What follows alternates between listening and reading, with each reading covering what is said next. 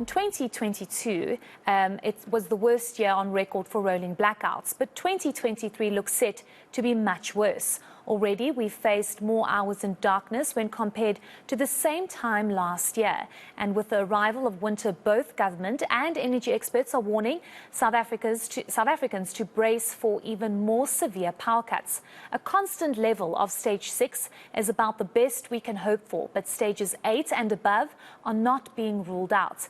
It would seem that an easier and short schedule would be when we will actually have power as opposed to when we won't. Let's unpack the impact of the constantly changing schedule and the possible introduction of car power ships. I'm joined by energy expert Sampson Mamphweli. Thank you so much for your time, Mr. Mamphweli. We do appreciate it.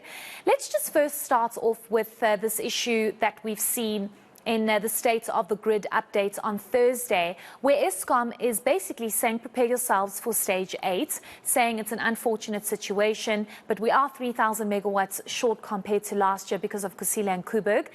Of course, this is felt as unacceptable by South Africans, but this is our reality.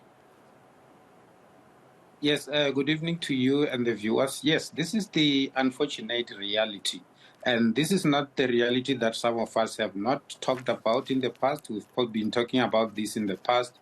I had predicted stage 8 load shedding and a possible total collapse of the grid months ago. And if you look at the time that we've lost from the time that the president announced this plan, July last year to date, we are approaching another July. And the idea was that within 6 to 12 months, load shedding should have been better, for lack of a better word. But it's getting worse and worse. And that's mainly because the implementation of the Energy Action Plan has stalled, which is why some of us called for the declaration of the national state of disaster, so that within 3 to 6 months, most of the things that are contained in the Energy Action Plan, as well as the plans that are at Eskom level, that Minister Pravin Gordhan worked alongside the board and the Eskom executives and the employees in coming up with the turnaround strategies for the various power stations that are giving us problems, could be fast-tracked. However, that has not been done, which is why we are seeing what we are seeing today. So unfortunately, we are here not because there are no plans, because there are delays in the implementation of the plans. Mr. Mamphweli, do you still believe that there's a possibility of a total national grid collapse, even though Eskom is saying that this is not going to happen? So Eskom has got warning systems that can basically tell them that the grid is constrained, which are basically the systems that they use currently to when they implement load shedding. They also have a plan in place to say if we detect that the grid may collapse, this is what we will do, and they've released that to the public. And part of the things that they can do is basically to island some of the power stations. So, for instance, instead of a power station being connected to the national grid, it would then be restricted to supplying power to a smaller location, or be taken totally off the grid and things like that. And then that gives them time to sort out the problems. They can also do what we call controlled shutdown, which basically means that they send what we call the megaverse and kind of shock the grid, for lack of a better word again, and then they shut it down in a controlled kind of manner, and it becomes easier for them to restart it if they do if they follow that particular process. So the reality is that we may get to a level where they need to implement some of the measures for them to be able to stop that total shutdown. Load shedding is one of them. But if you look at the Eskom winter plan, basically the plan is to increase the stages of load shedding up to stage 8, to use open cycle gas turbines, which are the diesel, which is basically using diesel to keep the power the power on, and also to stop the maintenance of the old fleet that they have been maintaining. So for the next 3 months, they won't be stopping they won't be taking off any power station for maintenance. That on its own will keep us through winter.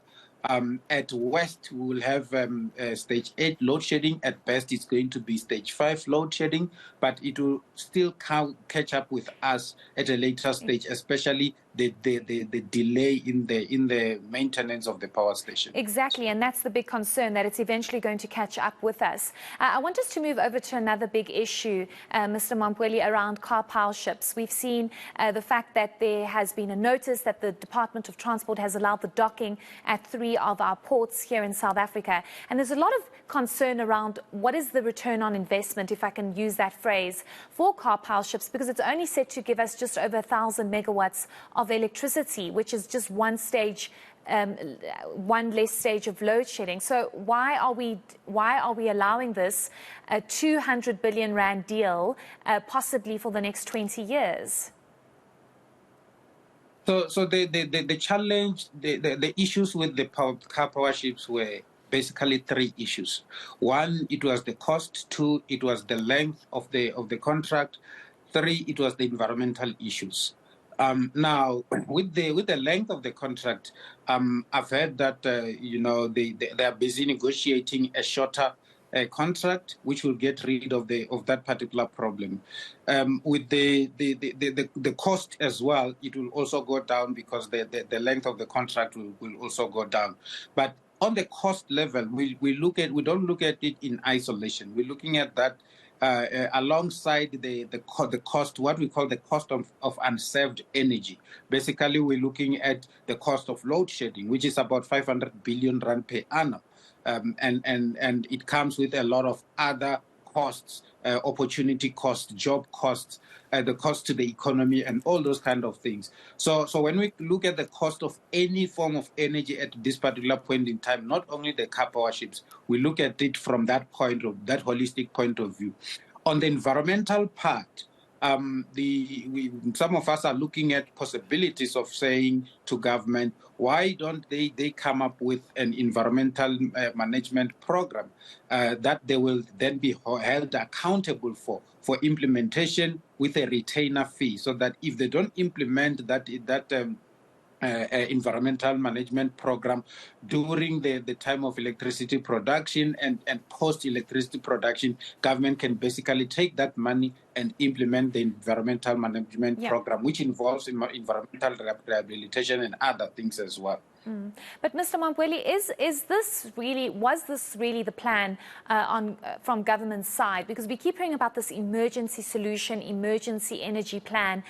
You can't build a power station in a week or in a month to try and alleviate this energy crisis that we are facing. So do you think that this was government's plan all along, despite the fact that the car power ship will take about a year actually to set up and be able to generate any sort of electricity?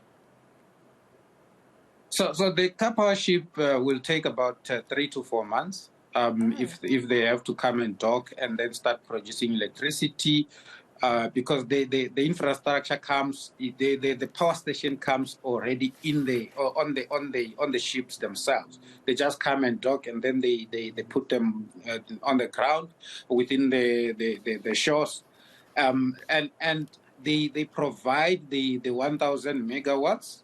But if you look at the current situation, that 1,000 megawatts is not only going to assist government and ESCOM in avoiding one stage of load shedding. It could be a number of stages of load shedding, because we're looking at a situation where these power ships will be used to provide peaking power, which is basically when the system is constrained, we can get some power of 1,000 megawatts from them to try and cover that gap. And when the system is not constrained, they can still be run and produce what we call reserve margin, and then we can use them to generate reserves, like what ESCOM does at the moment, and those reserves can then be. We can then draw up on those reserves when the system is constrained. So we could avoid up to between 2 and 3 stages of load shedding if the power ships come and produce 1,000 megawatts. The challenges are those few things that I've mentioned, which need to be carefully considered or reconsidered by government and South Africans in general, so that the ships can come and assist. At this point in time, I must indicate the cost of not producing electricity is much higher than the cost of anything that we can think about. Certainly. Thank you so much for your insights as always. That was energy expert Sampson Mamphweli. And I just want to highlight the fact that we have tried to get the Minister of Environment on, Barbara Creecy. We have been told that the department has not approved the deal and is still in the process of studying this Powership deal. Of course, it's imperative to get all departments on the channel to get a response, but we have not been granted an interview by the Department of Environment.